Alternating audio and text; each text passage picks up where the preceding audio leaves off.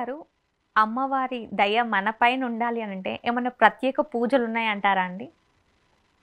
సాధారణంగా రోజు మహిళలు చేసేటటువంటి పూజలేనండి. రోజు గౌరీ పూజ అని హ్మ్. చేస్తారు. అయితే నవరాత్రుల్లో ముఖ్యంగా మనం చూసుకుంటే కుమారి పూజ, సువాసిని పూజ. ఓకే. ఈ 2 నవరాత్రుల్లో చాలా అద్భుతమైనటువంటివి. అవి చేస్తే కనుక అమ్మవారు చాలా సంతోషపడుతుంది.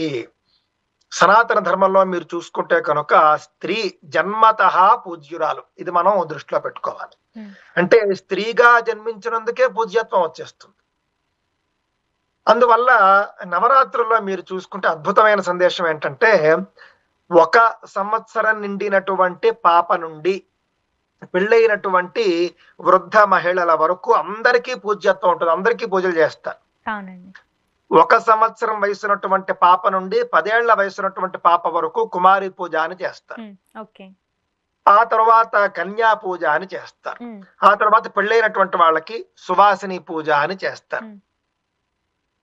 ఈ విధంగా మనం చూసుకుంటే కనుక నవరాత్రుల్లో మొత్తం ముఖ్యంగా కుమారి పూజలు, సువాసిని పూజలు, కన్యా పూజలు చాలా ముఖ్యంగా ఉంటూ ఉంటాయి. వాళ్ళలో మనం అమ్మవారిని చూసుకొని మనం పూజించడం ద్వారా అమ్మవారికి చాలా ఇష్టం. మీరు లలితా సహస్రంలో చూసుకుంటే చివర్లో సువాసిన్యర్చన ప్రీతాయై నమః అని ఉంటుంది. సువాసిన్యర్చన ప్రీత శోభన శుద్ధ మానస అని ఉంటుంది. హ్మ్.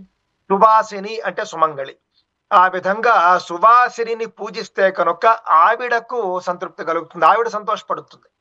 ఓకే. కావున ఒక సువాసిని స్త్రీలో అమ్మవారిని చూసుకొని మనం పూజించడం అనేది నవరాత్రుల్లో చాలా ముఖ్యం. సువాసినుల్ని పూజిస్తూ ఉంటే అమ్మవారికి చాలా సంతోషం కలిగి ఆవిడ మనకు వరం ఇస్తూ ఉంటుంది. అనుగ్రహిస్తూ ఉంటుంది.